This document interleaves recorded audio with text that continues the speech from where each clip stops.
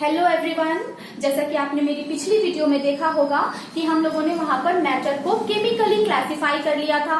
Matter को हम लोगों ने क्लासिफाई किया था प्योर सब्सटेंसेस और मिक्सचर में। फिर हम लोग प्योर सब्सटेंसेस को लेकर आगे बढ़े थे। प्योर सब्सटेंसेस को हम लोगों ने दो पार्ट में डिवाइड किया था, एलिमेंट एंड कंपाउंड। वहीं एलिमेंट को हम लोगों ने फर्दर क्लासिफाई किया था मेटल, नॉन मेटल, मेटेलॉइड और नोबल गैसेज में। तो पिछली वीडियो में मैंने कुछ मेटल्स के कुछ कैरेक्टरिस्टिक्स डिस्कस किए थे। उन्हीं कैरेक्टरिस्टिक्स को आज हम लोग नॉन मेटल के साथ क्या करेंगे, कंपेयर करके देखेंगे कि एक्चुअल में क्या डिफरेंस होता है मेटल और नॉन मेटल में। ठीक है, तो without any delay let's start. यहाँ पर मैंने कुछ, आप देख सकते हैं, यहाँ पर मैंने कुछ पॉइंट लिख रखे हैं। इन्हीं पॉइंट्स को लेकर हम लोग आज अपना टॉपिक आगे बढ़ाएंगे। इन्हीं पॉइंट्स पर हम लोग डिस्कस करेंगे। ठीक है, हम यहाँ पर मेटल नॉन मेटल दोनों को कंपेयर करके चलेंगे। ठीक है, देखिए बच्चों, एक बात आप लोग याद रखिए कि जो भी प्रॉपर्टी हम लोग मेटल की हम लोगों ने पढ़ी थी, अगर आप थोड़ा सा दिमाग लगाएं, उन्हीं प्रॉपर्टी को ऑपोजिट कर दें तो वो नॉन मेटल की प्रॉपर्टी बन जाती है। ठीक है,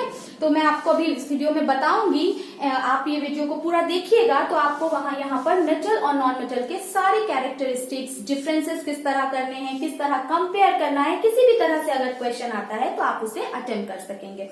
ठीक है, तो यहाँ पर हमारा पहला पॉइंट है स्टेट। अगर हम बात करें फिजिकल स्टेट की, तो मेटल, जितने भी मेटल थे सभी रूम टेम्परेचर पर सॉलिड फॉर्म में थे। ठीक है, मैं यहाँ पर एक आपको लाइन ड्रॉ करके मैं एक तरफ आपको मेटल और नॉन मेटल के कैरेक्टर भी यहाँ पर आपको डिस्कस कर लेंगे हम लोग, ताकि आपको फर्दर कोई प्रॉब्लम ना हो। ठीक है, तो मेटल जितने भी थे हमारे, अगर हम उनकी फिजिकल स्टेट की बात करते हैं तो वो फिजिकली क्या होते हैं, सॉलिड स्टेट में पाए जा रहे थे। क्या है, मेटल क्या थे, सॉलिड स्टेट में थे। लेकिन एक मेटल ऐसा था बच्चों जो हमारा रूम टेम्परेचर पर लिक्विड स्टेट में था, और वो मेटल क्या था, मरकरी था। मरकरी हम सब ने देखा हुआ है थर्मामीटर में जो होती है। ठीक है, तो मेटल सारे सॉलिड फॉर्म में होते हैं। अब अगर हम इसको कंपेयर करें नॉन मेटल के साथ, तो non metal generally room temperature पर सॉलिड स्टेट में नहीं पाए जाते या कुछ मेटल ऐसे हैं जो सॉलिड स्टेट में पाए जाते हैं। यहाँ पर आपको तीनों स्टेट मिल जाएगी। ठीक है, कुछ नॉन मेटल हमारे ऐसे हैं जो सॉलिड फॉर्म में हैं, जैसे सल्फर एंड फॉस्फोरस। सल्फर और फॉस्फोरस ऐसा नॉन मेटल है जो कि सॉलिड फॉर्म में होता है बट सॉफ्ट अपीयरेंस देता है। यहाँ पर कुछ नॉन मेटल हमारे गैसियस फॉर्म में पाए जाएंगे। ठीक है, कुछ नॉन मेटल हमारे गैसियस फॉर्म में पाए जाएंगे, जैसे कि आप देख सकते हैं हाइड्रोजन है, ऑक्सीजन है, नाइट्रोजन है। ये ऐसे नॉन मेटल हैं जो कि जनरली गैसियस फॉर्म में पाए जाते हैं। ठीक है, और यहाँ पर भी एक्सेप्शन प्रेजेंट होगा, कुछ नॉन मेटल हमारे लिक्विड फॉर्म में भी हैं, कुछ नॉन मेटल लिक्विड फॉर्म में भी हैं। For example bromine. ठीक है, ब्रोमीन जो होता है एक ऐसा नॉन मेटल है जो लिक्विड फॉर्म में पाया जाता है। ठीक है, तो यहाँ पर बच्चों हम लोगों ने स्टेट देख ली। ठीक है, अब अगर हम उसकी हार्डनेस और सॉफ्टनेस की बात करेंगे तो ऑब्वियस सी बात है, मेटल जो होगा वो हार्ड टेक्सचर देगा और नॉन मेटल जो होगा वो थोड़ा सॉफ्ट होगा। बट एक्सेप्शन यहाँ पर दोनों जगह प्रेजेंट है। इस बात का आपको ध्यान रखना पड़ेगा कि मेटल में जो है, सारे मेटल तो हार्ड होते हैं, बट सोडियम और पोटेशियम ऐसा मेटल था, सोडियम और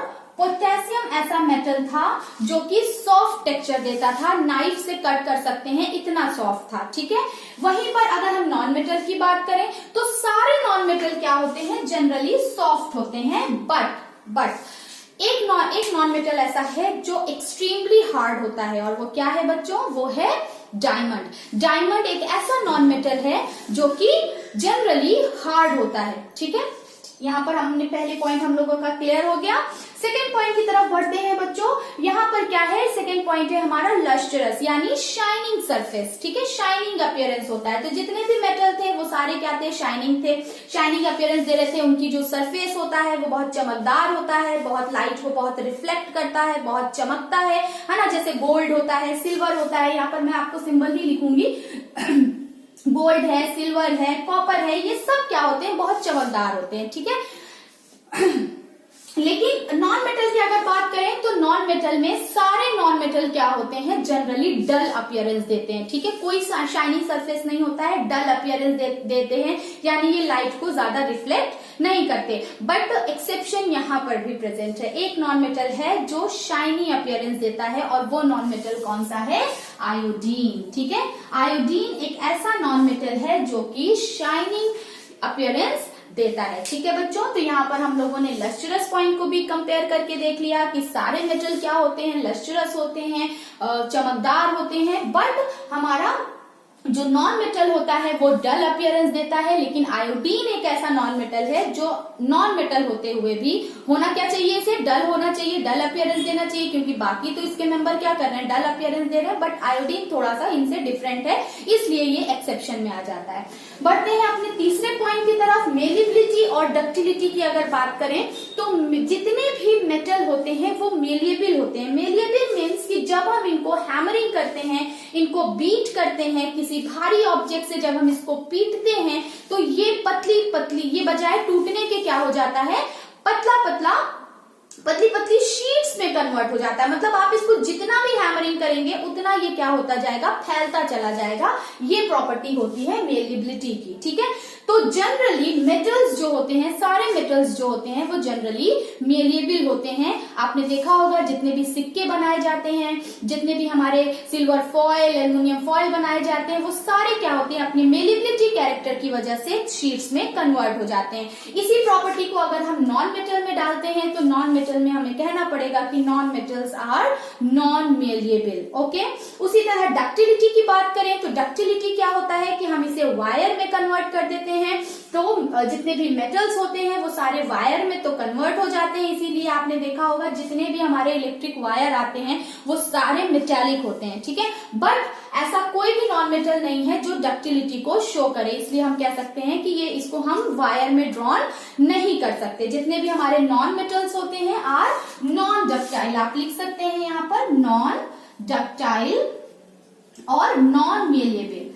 ठीक है, नॉन मेलिएबल। ओके, चलिए अब बढ़ते हैं अपने नेक्स्ट पॉइंट की तरफ, ब्रिटलनेस। इसके अगर हम ब्रिटलनेस की बात करें तो मैंने जैसे कि बताया कि जितने भी मेटल्स होते हैं वो उनको हैमरिंग करने पर वो शीट्स में कन्वर्ट हो जाते हैं, बट नॉन मेटल शीट्स में कन्वर्ट नहीं होते, बल्कि क्या हो जाते हैं, अगर आप उसको हैमरिंग करेंगे, उसको किसी भारी ऑब्जेक्ट से अगर आप उसके ऊपर प्रेशर लगाएंगे तो नॉन मेटल क्या हो जाएगा, ब्रेक हो जाएगा, छोटे छोटे पीसेस में टूट जाएगा। और टूटेगा तो तभी जब वो सॉलिड में होगा, लाइक जैसे फास्फोरस या सल्फर। लेकिन जनरली हमारे नॉन मेटल तो गैसेस फॉर्म में है, लिक्विड फॉर्म में है, तो क्या ही आप उसको ब्रेक कर सकते हैं। अगर हम इसकी नेक्स्ट बात करते हैं, नेक्स्ट टॉपिक की तरफ अगर हम चलते हैं तो इसका नेक्स्ट टॉपिक है हमारा कंडक्टिविटी की बात करें अगर हम, तो कंडक्टिविटी में क्या होता है कि जितने भी हमारे मेटल्स थे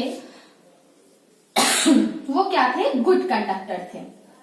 क्या थे, गुड कंडक्टर थे, यानी हीट और इलेक्ट्रिसिटी, और किसके कंडक्टर थे, हीट एंड इलेक्ट्रिसिटी के, हीट एंड इलेक्ट्रिसिटी के गुड कंडक्टर थे। जितने भी हमारे मेटल थे वो हीट और इलेक्ट्रिसिटी को अच्छे से क्या करते हैं, कंडक्ट करते हैं। इसका आपने एग्जाम्पल भी देखा होगा, जितने भी हमारे इलेक्ट्रिक अप्लायंसेस होते हैं, जितने भी इलेक्ट्रिक वायर होते हैं, सब मेटल के बने होते हैं। क्यों, क्योंकि मेटल जो है वो इलेक्ट्रिसिटी को बढ़िया से पास करता है। ठीक है, उसी तरह अगर हम हीट की बात करें तो जितने भी यूटेंसिल्स हमारे घरों में होते हैं, जितने भी खाना बनाने वाले बर्तन होते हैं, वो सारे किसके बने होते हैं, मेटल्स के बने होते हैं, क्योंकि ये हीट को बढ़िया से कंडक्ट करते हैं। अगर हम कंडक्टिविटी को कंपेयर करें नॉन मेटल के साथ, तो नॉन मेटल जो है हमारा वो गुड कंडक्टर की बजाय क्या होता है, बैड कंडक्टर होता है। क्या होता है, बैड कंडक्टर होता है। किसका, बैड कंडक्टर होता है हीट एंड इलेक्ट्रिसिटी का,